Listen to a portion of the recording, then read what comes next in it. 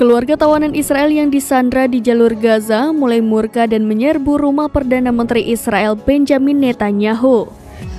Sebagai bentuk protes, para pendemo menyerbu Knesset dan camping di luar rumah Netanyahu. Akibat aksi nekat tersebut, Netanyahu dilaporkan terjebak di dalam rumah dan tak bisa keluar.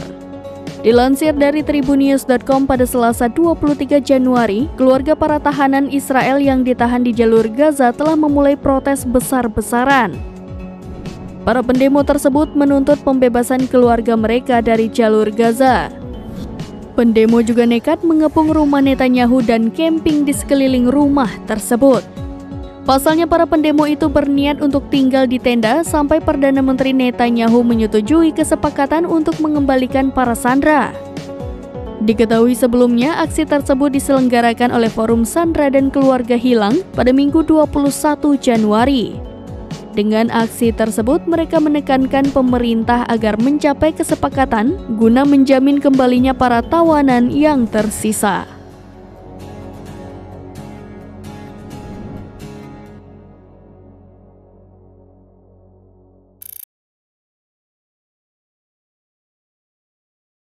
Download Tribun X sekarang, menghadirkan lokal menjadi Indonesia.